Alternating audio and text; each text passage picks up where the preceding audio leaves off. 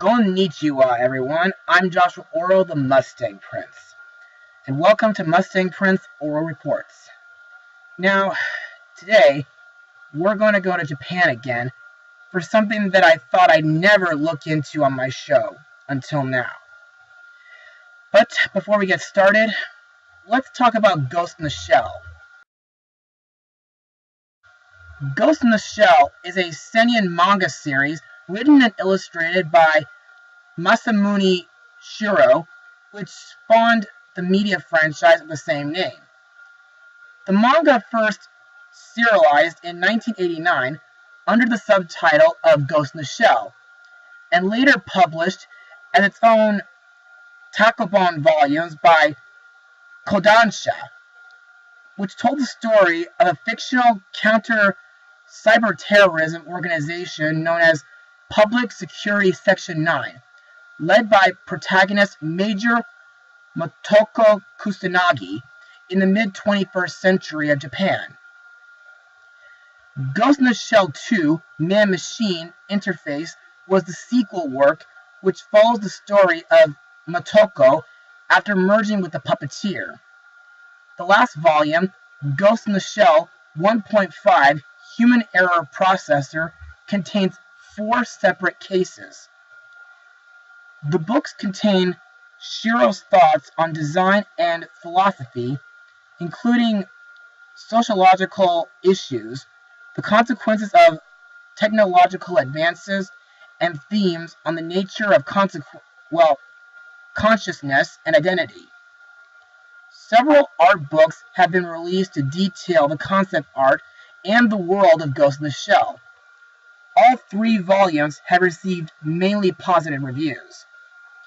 Now, to be honest, I haven't really read the comics yet, but I have seen some illustrations on Google, even though some parts are a bit mature and crude. However, I was first introduced to Ghost in the Shell by watching Animat's Top 10 Best Animated Sequels, where he talked about Ghost in the Shell 2 Innocence. Now, if you're asking me if I watched these 2 movies, I haven't yet. But from what Animat described them, the animation looks really outstanding, and it's cool that these movies became the inspirations for The Matrix. And it is the first anime film to mix hand-drawn animation with CGI. However, the plot is a bit hard to understand, and a few parts of the film are crude, and some of the music is a bit ear-piercing. Also, just last year, DreamWorks gave us a live-action version of the Ghost in the Shell manga, and thanks to a generous request from Friday Wiggly, aka the first YouTube user to comment on my blog show, I get to blog said movie. So, let's get started. Released in Shinjuku, Japan on March 16th, and in the United States on March 31st, 2017, the movie is Ghost in the Shell.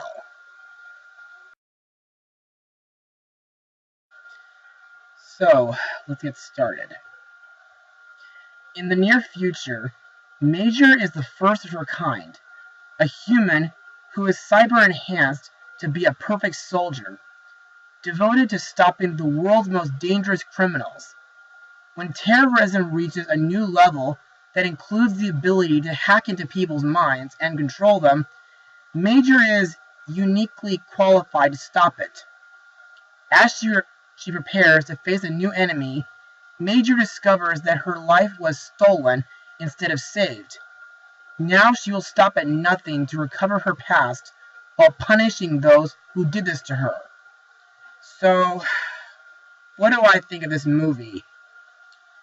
Well, in my opinion, this movie is good, but it could have been a hay of a lot better. But now, let's move on to Mustang notes. In 2008, DreamWorks, who had handled the U.S. theatrical distribution of Ghost in the Shell 2: Innocence through its Go Fish Pictures banner, along with Steven Spielberg acquiring the rights to produce a live-action film adaptation of the original manga. And Avi Arad and Stephen Paul were later confirmed as producers, with Jamie Moss to write the screenplay. In October 2009, it was announced that Laete Kalogridis had replaced Moss as writer. On January 24, 2014, it was reported that Rupert Sanders would direct the movie, with the screenplay now written by William Wheeler. Wheeler worked on the script for approximately a year and a half, later saying it's a vast enterprise. He thought that he was second or third in the mix, and he knew there would have been at least 6 or 7 writers. Jonathan Herman also worked on the screenplay.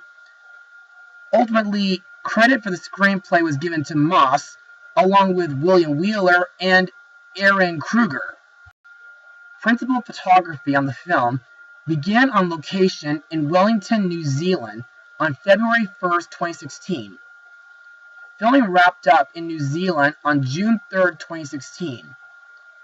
Filming also took place in Yau Ma Tei and Jordan areas of Hong Kong, around Pak Hoi Street and Wusong Street on June 7th, 8th, 10th, or 14th through 16th.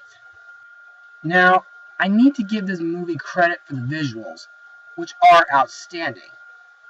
To me, this city featured in the movie looks almost exactly like Tokyo, except the city has 3-dimensional holograms on a few buildings. Plus, the music by Clint Mansell and Lorne Balfe feels very futuristic and epic. Also, the action scenes are really kick-ass and intense as well.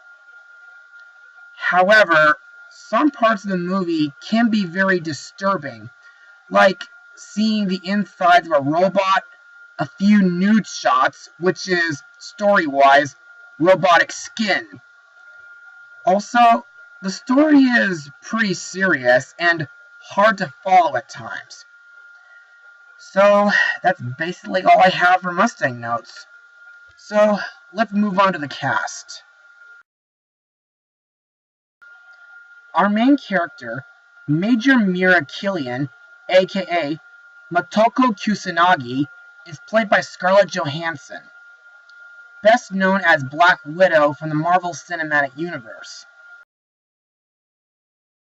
But she has also been in the SpongeBob SquarePants movie, Sing, the 2016 Jungle Book remake, Lucy, and just recently, Isle of Dogs. In the movie, Mira is supposedly the sole survivor of a boat full of refugees. Eventually, she discovers her true identity as a rebel against the government before she was captured and used by the company known as Hanka Robotics in their experiments. In my opinion, Mira is a relatable character, and I really like what she can do, not just with guns and martial arts, but she can also camouflage. Next we have Dr. Olay, played by Juliette Binoche. Hope I'm pronouncing that right. Whom I remember from the 2014 Godzilla remake. Olay is one of the scientists on Hanka Robotics, Project 2571. She worked to put a human mind in a robotic body. After 98 failed attempts, she was finally able to put Motoko Kusanagi's mind into a cyborg. Olay continues to work on and care for the Major while secretly hiding information about the experiments and Motoko's past. Sadly, she is shot by Cutter when she refused to kill the Major and lets her escape. In my opinion, she seems like a decent second mother to Motoko. Next we come to Q's, aka Hideo, played by Michael Carmen Pitt. Hideo contains the elements of both Laughing Man and the Puppet Master. He is, at first, introduced as a mysterious terrorist who is killing prominent scientists, mostly by hacking into their cyber brains. Once he captures Major, he reveals his plan to spread his ghost online, while also revealing that his cyborg nature is due to being part of the same project that eventually created her. Major eventually discovers Q's was Hideo, who was one of the brothers in arms of her original identity in a rebellion against Hanka Robotics, who, after suffering an identity wipe through Project 2571, became unbalanced and murderous. In my opinion, while he does seem like a helpful character, despite that he doesn't have that many scenes, he can be violent at times. Next is Chief Daisuke Aramaki, played by Beat Taichi Takano. Aramaki is the Chief of Public Security Section 9. Now, it's hard to talk about Aramaki due to the fact that he never speaks English, but he is a smart and strong leader, and I like the part where he defends himself with his suitcase, and when he says, in Japanese, never send a rabbit to attack a fox. Finally, we have our main villain, Cutter, played by Peter Ferdinando, who played a Black Knight in Snow White and the Huntsman. Now, Cutter is the CEO of Hanka Robotics. He has abducted people and experimented on them to create a cyborg. Hideo Q's was a failed experiment, and Motoko Kusanagi was considered the first success, and in my opinion, Cutter is a real terrorist in this movie, and he's really messed up. And now, let's move on to my final words. Overall, the live-action Ghost in the Shell movie may not be a masterpiece in my eyes due to the serious story, disturbing images, lack of character development, and the nudity shots, but the things that make up for it are the action and fight scenes, and the other visuals are incredible, as well as the music. So, I give this movie a rating of 61% out of 100. Well, that's it for today, everyone. Be sure to join me for my next vlog, where we move away from Japan and on to Germany, where we look into a fairy tale parody movie starring 7 unique heroes. Mustang Power. Oh, and to all my Japanese watchers out there, sayonara!